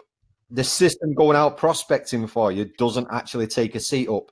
When they come to your system, when they sign up for your system, when they choose to sign up, that takes a seat up. So just to clarify what that bit does there, when it goes out, when it prospects, when the system does the auto prospecting to sell your leads, doesn't require a seat.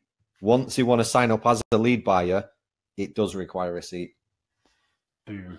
Right, cool. Validate a... Right, you sometimes get calls from Google to validate a... I think that's a GMB, and we're cutting them off. Okay, thanks, sweet. That's the offer you just dropped here. Right.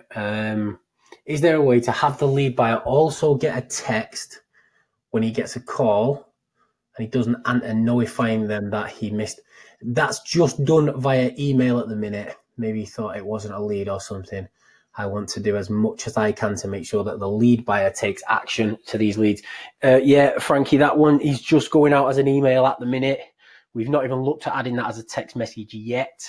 But yeah, it does actually sound like a good idea.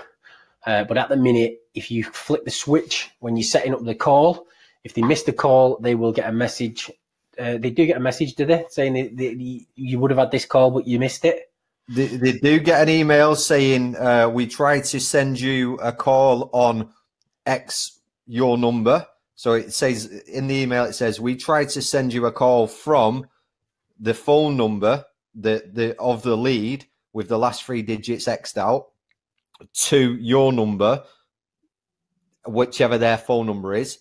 But unfortunately, you didn't have enough credit, or you missed a call. And yeah, so that gets them back into the system. There's something that that leads me on to there, which is quite a good idea actually.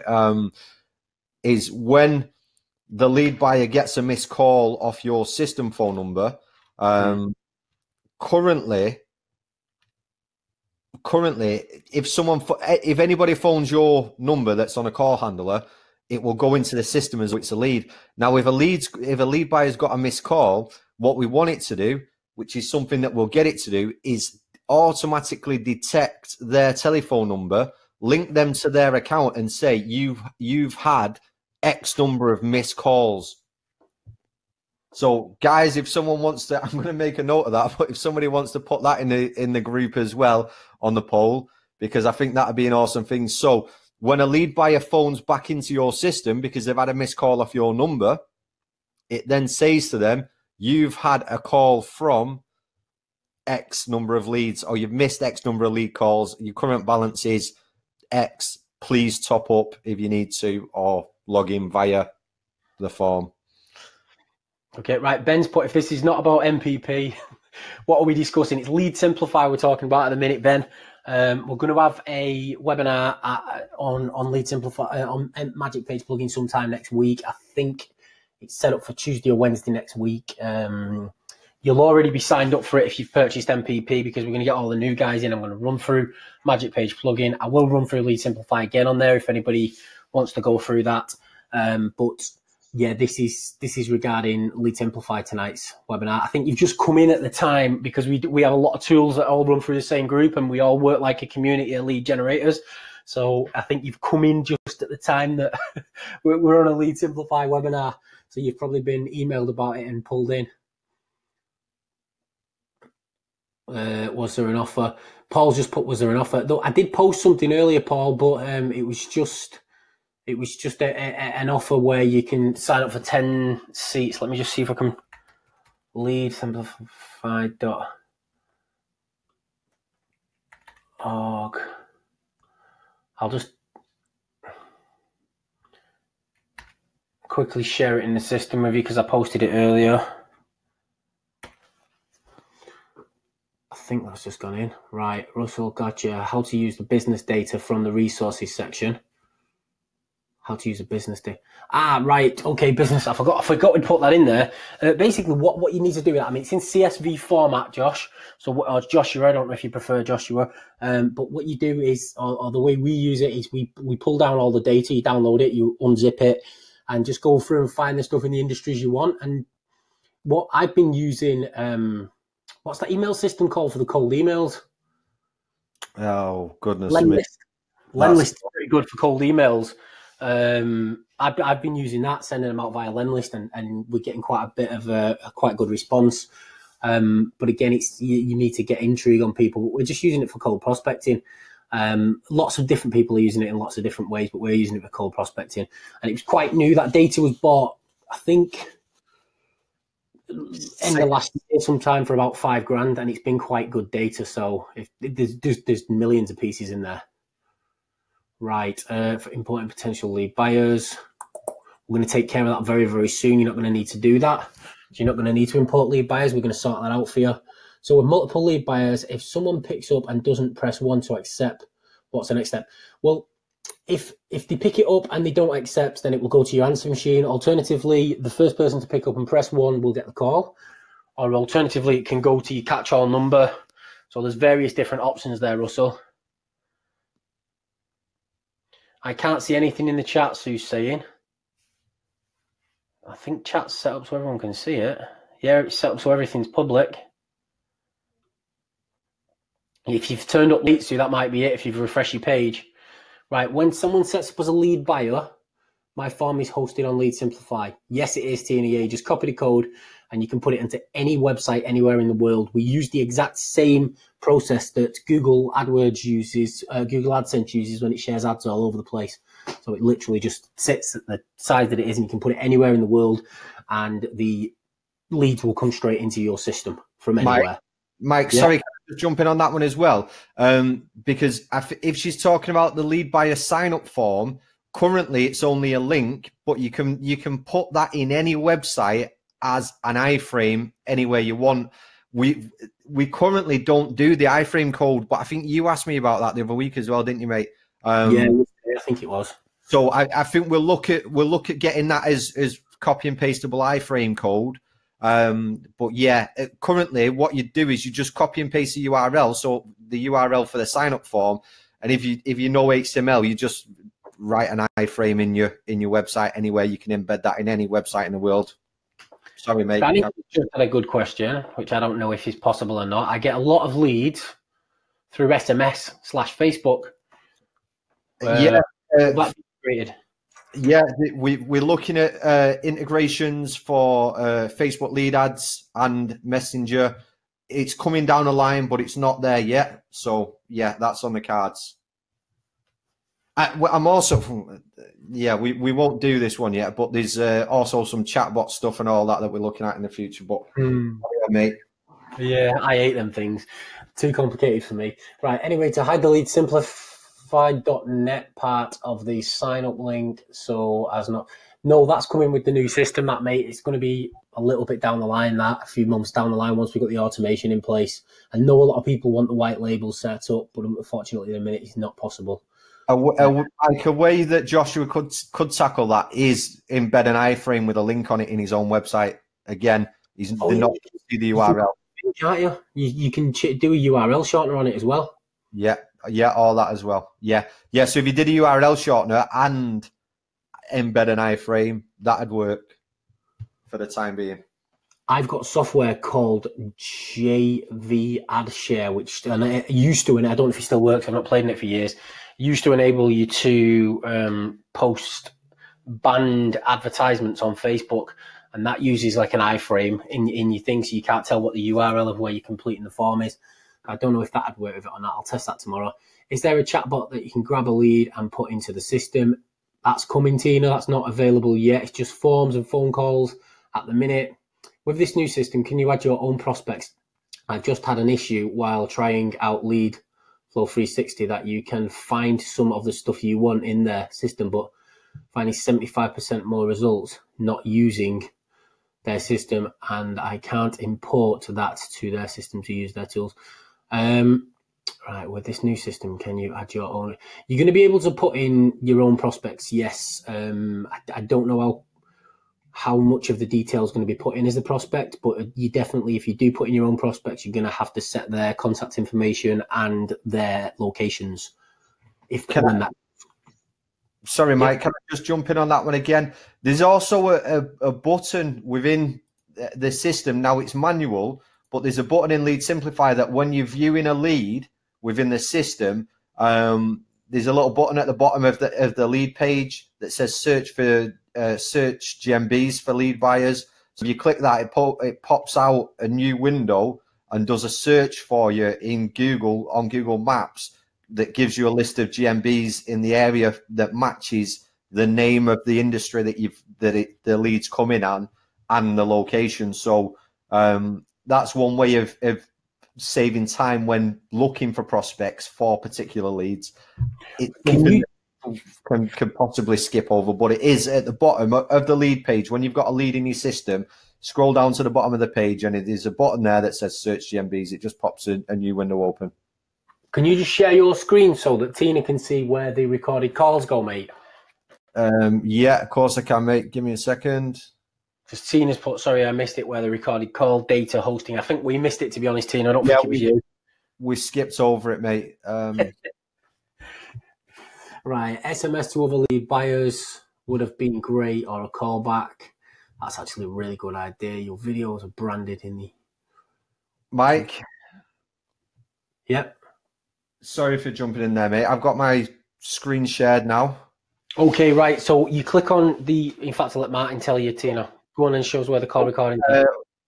the button that I was talking about a second ago is when you go into leads, you click on a lead that's in the system, search GMBs, and it does a search for you in the name of the industry and the location that the lead's in. So that's that. So for call tracking calls, if you go to call tracker, click on call center first, then click on call tracker. Yeah, and then if you click on the call, you can then see, here we go, the call that you made to me before. We didn't have recording turned on, but there's a little button here. If you've got recording turned on that just says play the recording, and you can play the recording from there. So call center, call tracker, click on the actual call, and you're there. Ah, right. Jerry's just got right. That can be done. Yeah. When we set up so we can white label the system, maybe a YouTube video presentation specifically made for lead buyers can convert them to sign up without hesitation. Sorry, that was the wrong one. Somebody's just put your videos are branded in the user area. Would you change that for white label? They can see everything though, can't they? All the videos. There's about 200 videos there. I don't fancy re-recording all them. It might be something, if we can bulk download them from YouTube, I could probably put them on a different channel. But at the minute, that's about a year's work. Because there's about 100 hours of videos in there. So I don't know if that's going to be something we're going to be able to do is rebrand that for white label, not until we've run out of getting things upgraded on the system. Right, for actually signing up lead buyers. If you've got any ideas for that, Jerry, about what you think it needs, I don't mind making the videos to try and sign up lead buyers for people. That's not a problem, but I'd need ideas for the video. Raphael's put in an iframe generator there, which would be cool. Like you can add that to your form. Use iframe for now. Record. Side, we're picking up a lot of invisible results. Facebook pages. Can your lead buyers see that too? Right. What is the difference between contractor and lead buyer? Okay, I'll answer that one now. No worries if you would just look good if possible. Right, so is it Rahman or Ratman? I don't know how you pronounce it. The difference between contractors and lead buyers. Right? A lead buyer, so basically your phone rings, a lead comes into the system, and what would happen is they will click on the lead to purchase it. Or alternatively, they will purchase the call because it's gone over 30 seconds, 20 seconds, however long you set that up. So that's a lead buyer. They're actually there to purchase the lead information from you, to purchase the contact information from you. A contractor is if you imagine a subcontractor. So what happens is you put them in the system and you add their criteria. So this guy lives in Manchester and he does within a 20-mile radius and he's a plumber. This guy works over here in Liverpool. This one's in Leeds. This one's in London, and so on and so forth. And then when the phone call rings, I've got my team doing this at the minute. They pick up and they fill in a form on the system that goes in as a job as opposed to going in as a lead. When it goes into the system as a job, underneath the job, you get a list of the closest contractors based on longitude and latitude information. And then what will happen is your job manager inside the system can click their number and phone them and say, I've got a job. It's 7 miles away from you in a straight line. Do you want it? And if they say, yeah, you send them on the job, but you can invoice the job and then you pay them a split commission on the jobs and stuff like that. So it's if you want to actually run a contractor business, which is very similar to what there's a lot of companies that do it all over the UK. I can't think of a name at the minute, but it's a contractor style business because that's how I very first started this. I didn't know lead generation worked. I used to be a locksmith out on the road. When I got too much work, I couldn't manage it all myself. I started putting guys on in locations and I started paying them, say, 50% of the job. So it'd be a £200 job. They'd go and do the job, collect the 200 quid off the client, and they'd give me 100 quid. And then I started subcontracting jobs out all over the country like that. And that's how we currently do a lot of our work. They're either subcontracted on a percentage of the job, or alternatively, we take a booking fee up front off the client and they get the balance. And they're contractors. So that's how a contractor system works compared to a lead. A lead buyer is somebody where they just purchase the contact information and you have no further involvement in the job. A contractor is where you manage the job, provide the invoice, do all the other crazy stuff, and split the income from the job with the subcontractor, so it's not costing you any money for staff wages by employing a load of plumbers or roofers or joiners, because they get paid as the work comes in. done a couple of videos for signing up lead buyers. Oh, nice one. Keith's there to the rescue with that. So Keith's got a few videos for signing up lead buyers. Okay, we'll think something cool. Right, we'll create a generic one for the group. Oh, nice one, Keith. And then Rahman or Rahman, I'm not sure how that's pronounced, if it's a silent K, has just said thank you. So if we've got any more questions, guys, I cannot believe we've still got 48 people on the webinar and we've been here for nearly 2 hours. No way. I thought everybody had left by now, which that's cool. Any more questions at all, guys? Anything you're not sure about? Like I said, the MPP webinar is going to be sometime next week. It's definitely booked in already. I just can't remember the date. But if anyone's got any more questions, otherwise, I'm going to get myself to bed because it's getting pretty late here. Oh, it's not. It's only 11 o'clock.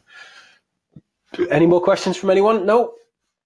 You got anything you want to add, Martin, before we call it a day? I've not. No, I think we've covered most of the basics. Again, if people have got questions, ask them in the Facebook group. There's loads of people there who are willing to help out. Yeah, I mean, I think we've covered everything. Don't see any. Please, Bruce has just said there. Please send a recording, Mike. I think I've got a couple of people who've asked me pre-webinar that they couldn't come, that they want the playback. So, and I know at least one of them hasn't signed up. So, if you could let us know where the link's going to be for the playback for this, that'd be awesome. Yeah, I'll download it, mate, and upload it to YouTube and to webinars.net. SMTP, how do I edit that? Mary's just asked about how she edits the SMTP. So we've got cool guys, great webinar. Are you uploading the replay? Yes, I am. What are the big announcements? Has Raphael have you? The big announcement, we went through it, mate. You can go about the business automation system. It'll probably be about 45 minutes into the presentation if you watch the replay. But that was the announcement about the system automation thing that's coming because it's literally never been done. Can you quickly open the system, mate, and just show Mary where she edits the SMTP settings? Of course I can.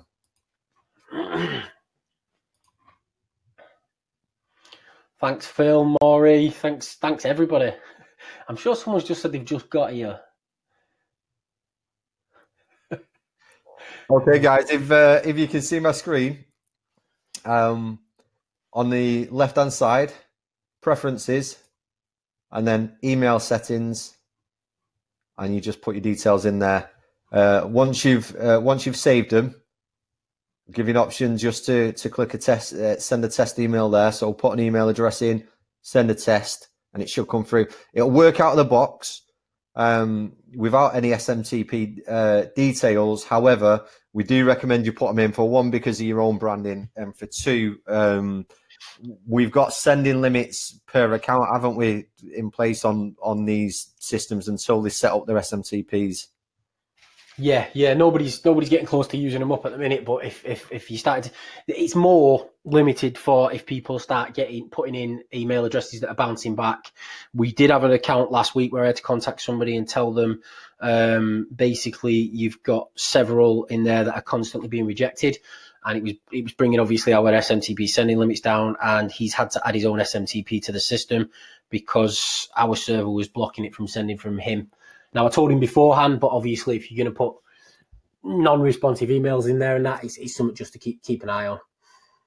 But yeah, and also if you do set up a Gmail SMTP, it's limited to 200 a day, and you need to set up what's called a, what is it, something about in unsecure apps or something? You have to. There is. It gives you a notification, I think, when you put a Gmail address in, it does, in fact.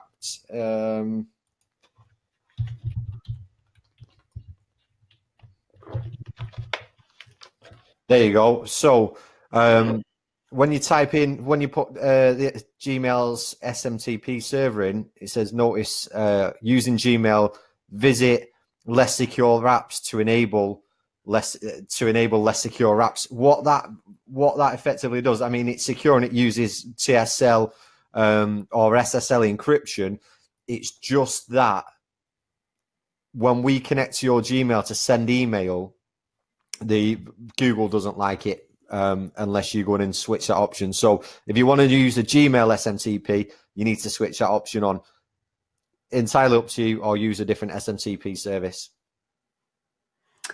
And Russell's just asked a question here, mate. So to confirm the person that calls and doesn't get a pickup, or the guy doesn't press the 1, can they press 12 for a callback, or then get the ring around or an SMS? Sorry if I asked this, but I had like 20. If somebody phones into your system, it's going to ring all of your lead buyers simultaneously. So you'd have to be in a situation where you had no lead buyers at all there. SMS or callback, I mean, we are looking at sending the email out when they've missed calls, but also it would get sent to your catch-all phone number, or alternatively your your email for the, what's it called again? Answer machine email. Please can you show one more time how to set up the call center? Can you just quickly whip down that form again, Martin? Of course I can. Give me a second. Maurice just said 50% off G Suite accounts, and that lifts you 50% off G Suite accounts, and that lifts you 200 a day sending limit. There you go. But so just I'll just answer this quickly as well. The G Suite, you still are limited to 200 at the beginning, but once you start to send regularly, your limit will go up because they kind of score your account. So again, don't be setting up SMTP with Gmail and then putting lead buyers and stuff in your system that don't have proper email addresses. If they're putting them in and they're using fake email addresses, you're going to run into problems with your SMTP as well. Sorry, Martin, go on. I'll let you just quickly whip through the call center. It's okay. So what I've just done there is the call handler we had set up. I've just deleted it. Mm-hmm. So now, as you can see, we've got one available number to use in Twilio. We can see the number itself, and then in brackets there, that's a friendly name that you can type into Twilio when you buy the number or set the number up in Twilio. You've also got their voice, so you can see that the features of the number are voice and SMS, so it's enabled for voice and SMS. So we'll go, okay, use this number. Click that. What will happen then is it will take you to your call center. Your phone number will automatically be filled out because that's the one we've just selected we're going to use. You then enter a name, so you call it whatever you like, and you know this will be different for each of you guys depending on what sites you're putting this on, or if you've got this linked to a particular campaign, how you're doing it. So you name it, choose the option whether you'd like to record calls or not, choose the option whether callers should be reconnected to the lead buyer that purchased them, pass the caller ID. In most cases, I'd say you want to leave this off most of the time, unless there's a specific reason why you'd want your lead buyer to see the caller's number before they've actually purchased a lead off you. The voice and the language, I think there's 112 languages or something that Twilio supports. Okay, there was a quick one there that I didn't actually mention last time. So when you, let's just jump down to here a second. When you put in a whisper, an announcement or a whisper on the call, so the announcement is when the caller rings in the number, the whisper goes to the lead buyer that answers the call. When you put the announcement in there, if you select a different language, what Twilio does is it actually reads it in that accent as opposed to translating it. So if you was going to choose Spanish, then you'd type in Spanish. You could type in English as well, and it'd just talk English. It'd say English words with a Spanish accent. So the languages don't translate; they just help the system speak more natively. Also, the language is used to bias the speech to text results as well. So if you select English United States, it could have been a slight part of the problem we had with the postcode earlier, as well as a number of other things, the limitations of voice to speech recognition. Kind of is pushed to the limit, but Twilio's is the best that's available, or one of the best that is available. So the language that you select on here will bias what the AI is going to use to actually interpret what the person's saying. You select your industry or niche. Again, if you want to, you can't add a new industry, because there's quite a bit of information you need to put in when you add an industry. You can't add an industry directly from the call handler, so you want to go into your preferences and then add a new industry there. Select the industry you want the calls to be assigned to by default. Do you want to ask the caller what the industry is? So not every use case you're going to want to use that. Half of the time you can have it turned off. The other half of the time you can have it turned on.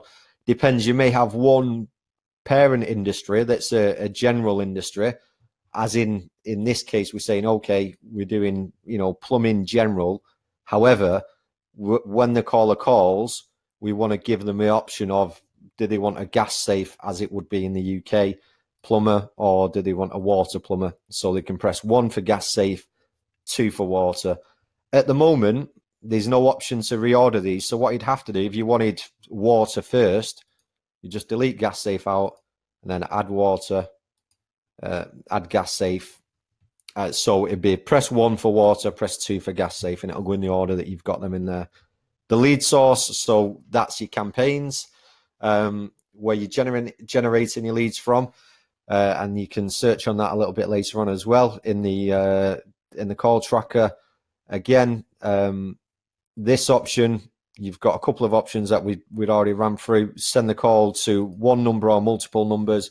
Again, if you're sending it through to a single number or multiple numbers, this bypasses the lead matching system and the billing system. So effectively, the call just gets logged in the call tracker, and it bypasses all the systems that we use to automatically bill a client or place the call in a location.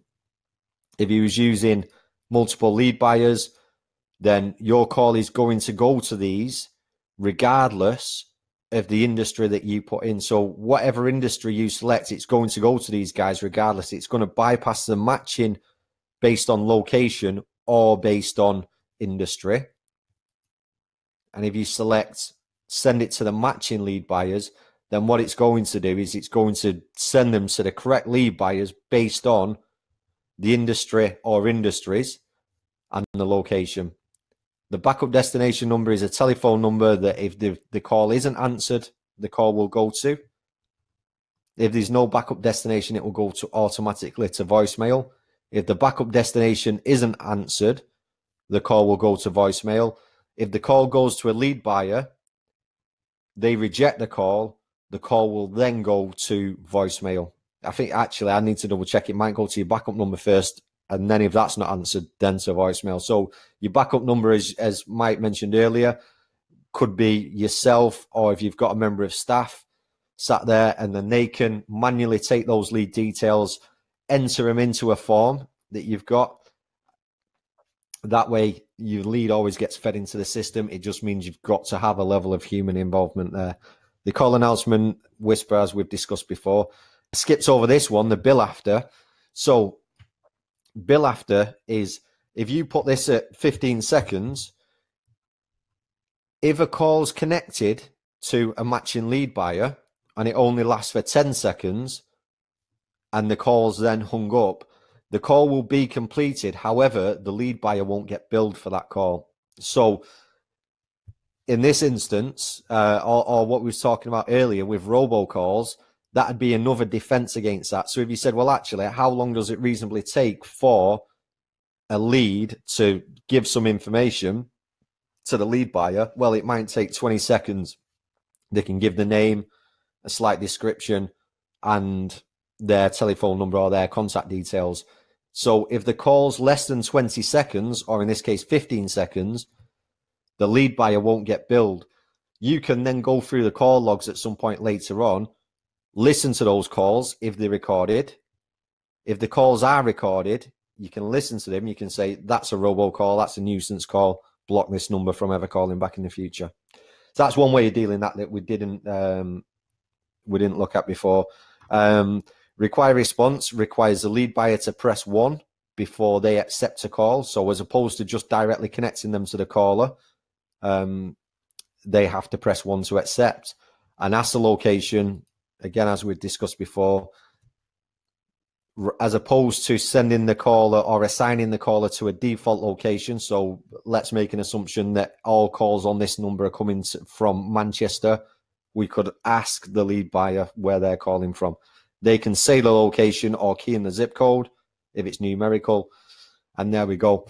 Again, voicemail. This one will go to yourself. Alternatively, the voicemail can go to multiple emails that you type in there. The voicemail message you type in, that's a message for the callers before they leave a voicemail message. And again, as we've covered before, at some point in the future, all these will be, all these voice prompts will have options for text, MP3, or a recorded message that you record yourself. I think that covers everything there. Yeah, just Josh has asked a question about to use different phone numbers in single niches. Yeah, Joshua, basically, mate, if you look where he's just put in the plumber water and plumber gas, if you had industries in there that were like locksmith, plumber, roofer, joiner, electrician, it would read through the industry so they could choose the industry. So you can actually get away with, especially if you're in the US, you can set it up to say 5 industries, plumber, roofer, electrician, and then what would happen is it'd say, please press 1 for plumber, 2 for roofer, 3 for electrician, 4 for... They select the number.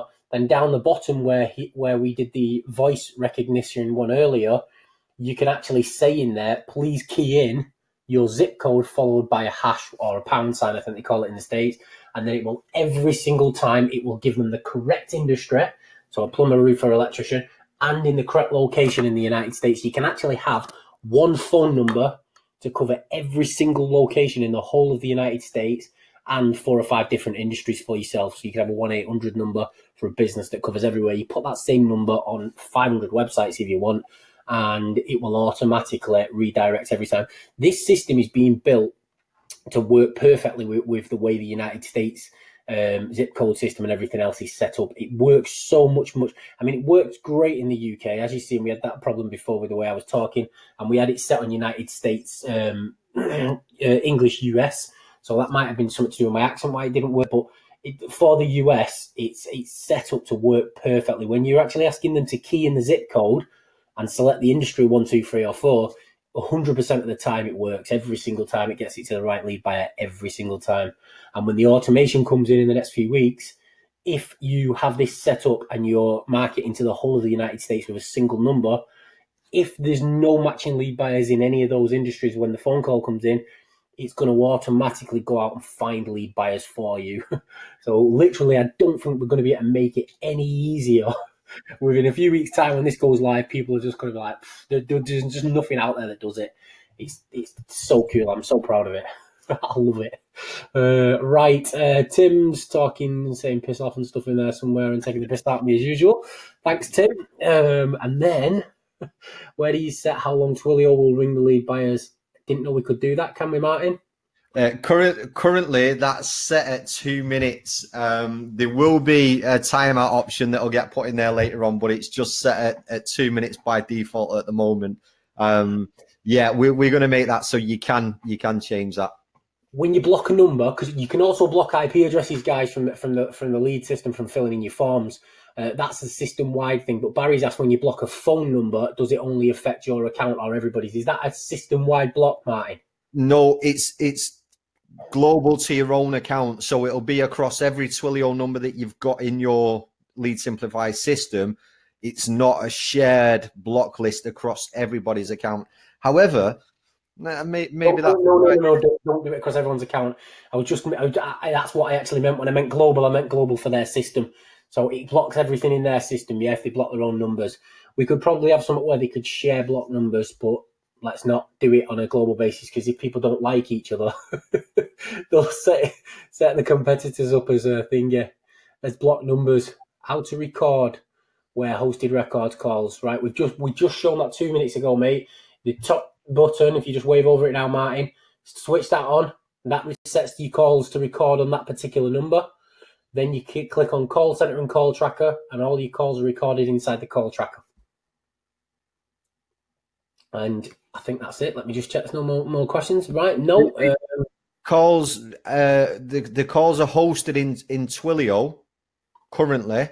The system will have an option. It doesn't yet, but the system will have an option. Currently, if you wanted to delete a recording, you'd have to go into Twilio and delete your recording. the system will have an option to say, okay, automatically delete all my calls older than 60 days or 30 days or whatever time frame you set, and also delete calls from within the system as well. But they're currently hosted on Twilio, and you get a free 10,000 minutes per month. But that's 10,000 minutes in total, isn't it? Even though they say it's per month, if you've got all things that you count it. Just a quick one as well. If you get a phone call sent to your answer machine, because I've been getting phone calls sent to my answer machine to test them, and inside my email, I get a little button I click, and I can listen to the phone call. Is that also hosted inside my email account, so I can delete all of mine in Twilio and that'll still work, or is that actually pulling it in from Twilio? With the email that you receive on the voicemails, that's sent as an attachment as well. So what you get there is you get a link to the recording within Twilio, and you also get the recording as an attachment. If you delete all the calls out of Twilio, those are hosted within in your mailbox. So they stay in your mailbox. They won't be deleted. They'll still be active. However, the links to the calls in Twilio would be deleted. Right, cool. Okay, so it's hosted in two places, and you'd have to delete both or just leave them in your email. Yeah. Right, anyone got any more questions, guys? Anything at all? Probably going to be a couple of weeks before you can get on a webinar again. So if there is anything you're thinking now, you can ask us. Otherwise, post in the group, and I'll try and help anybody I can. But as you can imagine, we're crazy busy. We're trying to get this thing updated a load at the minute, and we've got a lot of activities going on with Magic Page plugin as well at the minute. So, and mass website builder. I'll shut up. Right, if there's no more questions, guys, I will leave you all to it. Thank you very much. I can't believe we've still got 30 odd people on the webinar. They're probably all asleep. But thank you very much for coming. And anything at all, let us know in the group. Appreciate every single one of you turning up. Thank you very much. Cheers. Bye-bye.